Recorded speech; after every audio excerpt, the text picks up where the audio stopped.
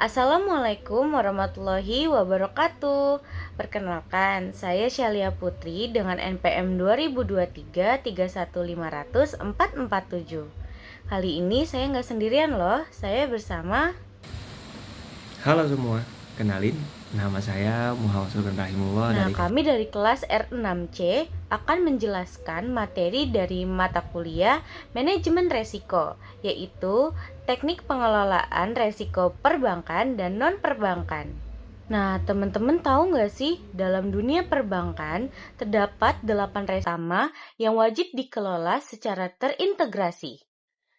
Resiko tersebut meliputi resiko kredit akibat gagal bayar pihak lain, resiko pasar akibat fluktuasi kondisi pasar, resiko likuiditas karena ketidakmampuan memenuhi kewajiban jatuh tempo.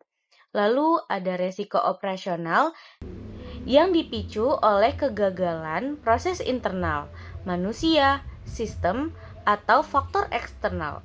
Selain itu, bank juga harus memitigasi resiko kepatuhan terhadap regulasi, lalu ada resiko hukum akibat tuntutan hukum, resiko reputasi yang mengancam tingkat kepercayaan stakeholder, serta resiko strategik akibat salah mengambil keputusan atau gagal mengantisipasi perubahan tren bisnis.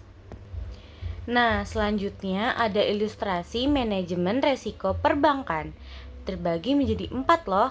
Yang pertama ada identifikasi resiko, yaitu dengan mencari potensi kemungkinan resiko yang akan terjadi. Contohnya, gak bisa bayar cicilan, dolar naik, jadi gak.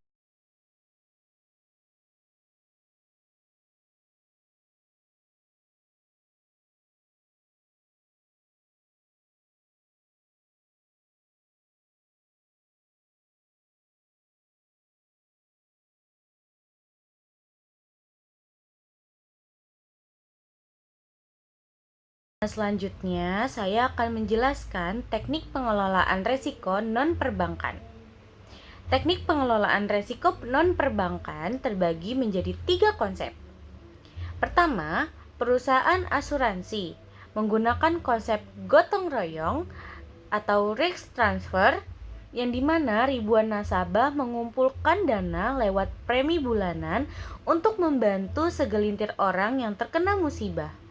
Kedua, perusahaan leasing menerapkan prinsip talangin dulu hak milik belakangan atau asset backed financing, yaitu membiayai pembelian barang modal seperti motor, yang dimana barang tersebut menjadi jaminan fisik dan BPKB-nya baru diserahkan setelah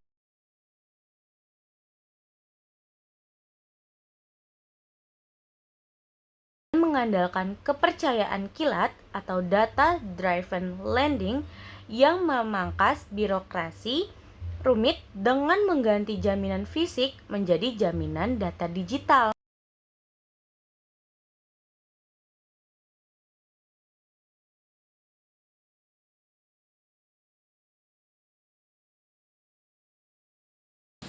Selanjutnya, kita akan bahas mengenai UCG. Kita mulai dari latar belakangnya dulu. Jadi, apa sih itu UCG? UCG adalah Ultimate Controlling Group. Nah, UCG ini merupakan otak tertinggi atau pemilik saham terakhir yang megang kendali penuh atas semua anak perusahaan di dalam grup tersebut. Nah, kenapa sih UCG harus diawasi? Kenapa OJK nggak ngawasin anak perusahaannya aja secara terpisah? Kenapa harus repot-repot bikin aturan yang khusus buat level tertinggi atau buat level UCG? Nah, ada 2 alasan dibalik kenapa OJK harus mengawasi level UCG ini. Yang pertama adalah trik saling lapar duit atau transaksi intragrup. Biasanya di dalam satu grup, anak-anak perusahaan ini sering banget main oper-operan keuangan atas perintah si UCG. Nah, yang kedua adalah efek domino atau contagion risk. Yang mana kalau teman-teman tahu bahwa lembaga keuangan itu core utamanya adalah kepercayaan masyarakat.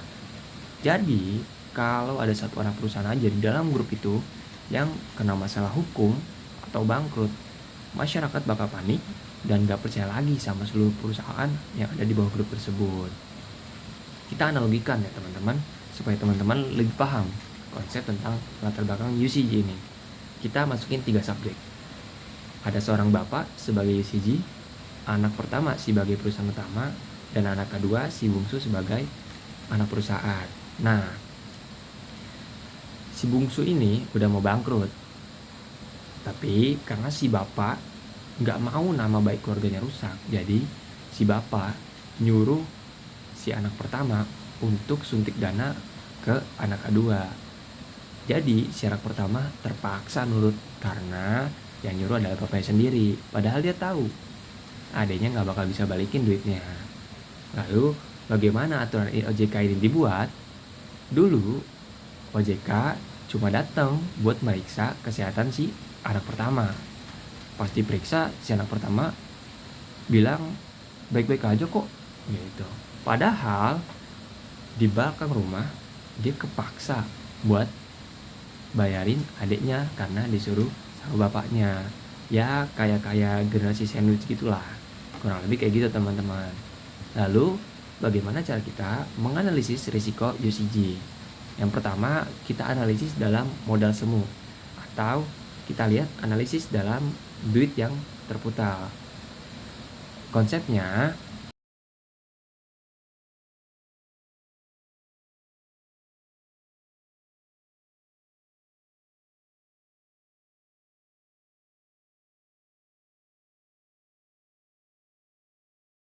contoh, si anak pertama punya duit 10 miliar. Si anak kedua mau bikin usaha di bawah anak perusahaan dari perusahaan anak pertama. Tapi dia nggak punya modal, jadi dia minta modal dari kakaknya 10 miliar. Jadi di atas kertas seakan-akan mereka punya 20 miliar, padahal mereka cuma punya 10 miliar. Yang kedua adalah analisis transaksi satu atap atau intragroup transaction. Nah, analisis transaksi ini adalah memantau aliran dana, pinjaman, atau jaminan yang terjadi antar anak perusahaan dalam grup tersebut. Jadi, OJK bakal curiga nih kalau ada perusahaan yang ngasih pinjaman dengan bunga super murah atau syarat yang gak masuk akal ke saudaranya sendiri. Yang ketiga adalah analisis risiko domino atau contagion risk. Yang mana di sini adalah OJK mengukur seberapa cepat masalah di satu anak perusahaan non keuangan yang bisa menular dan merusak reputasi si perusahaan utama yang ada di grup tersebut. Lalu, bagaimana sih cara memanajemen risiko UCG? Di dunia perbankan, manajemen risiko UCG itu juga disebut sebagai tata kelola terintegritas atau integrated governance. Nah, ada 3 senjata utama untuk kendaliin risiko si UCG ini. Yang pertama, kita menggunakan analogi yang sebelumnya teman-teman, yaitu menunjuk si anak pertama sebagai pengawas. Jadi si OJK nggak mau pusing untuk nyariin si UCG yang suka ngumpet-ngumpet kabur ke luar negeri atau bagaimana. Jadi OJK cukup nunjuk satu anak perusahaan yang paling gede dan yang paling pintar buat jadi entitas utama. Nah, tugas si perusahaan utama ini atau si anak pertama ini adalah jadi mata-mata resmi dari OJK dalam rumah itu. Dia wajib ngawasin dan ngelaporin kelakuan adik-adiknya dalam hal keuangan yang langsung dilaporin ke OJK. Yang kedua, aturan dilarang pakai duit sulap. Nah, ini sama seperti analisis risiko yang kita lakukan pada di poin pertama, teman-teman. Jadi, OJK bikin aturan baru buat ngitung modal. Jadi, kalau si bapak mau ngaku-ngaku punya modal, modalnya harus dihitung secara total grup setelah dikurangi dari duit yang dioper-oper tadi. Gitu. Jadi, trik-trik yang 10 miliar dipakai di perusahaan pertama lalu dipakai di perusahaan adanya itu udah nggak bisa berlaku karena yang diperiksa adalah keseluruhan keuangan yang ada di grup tersebut gitu. Yang ketiga, pasar pembatas atau limit transaksi intragroup. Jadi OJK masang batas maksimal duit yang boleh dipinjam antar sama anak perusahaan. Misal si anak pertama cuma boleh minjem duit ke anak kedua maksimal 10% dari modalnya. Jadi kalaupun si anak kedua beneran bangkrut, si anak pertama nggak bakal ikut mati karena duit yang kesedot cuma dikit. Selanjutnya kita akan masuk ke dalam studi kasus. Nah, di studi kasus ini kami mengambil permasalahan yang terjadi di Indonesia. Lalu perusahaan apa sih dan siapa aja yang terlibat sebagai aktor pada masalah kali ini. Tokoh utama dalam studi kasus kali ini adalah Robert Tantular sebagai UCG, yang kedua adalah Bank Senturi sebagai sektor perbankan, dan yang ketiga itu adalah PT Antaboga Delta Sekuritas sebagai sektor non-perbankan. Apa yang terjadi? Simpelnya ini adalah kasus penipuan, penggalapan dana, dan manipulasi akuntansi raksasa yang berujung pada kebangkrutan. Yang pertama adalah si pemilik merampok bank sendiri. Jadi Bapak Robert Tantular ini menggunakan modus memberikan kredit bodong atau pinjaman fiktif ke perusahaan-perusahaan cangkang miliknya, dan duit nasabah yang nabung di Bank Senturi ditarik keluar untuk kepentingan pribadinya. Akhirnya kas dari Bank Senturi ini mulai bolong-bolong. Karena kasnya udah bolong-bolong nih teman-teman, si Bank Senturi ini melakukan oper uang melalui PT Antaboga Sekuritas. Bapak Robert ini melihat Bank Senturi ini mulai kehabisan uang, teman-teman.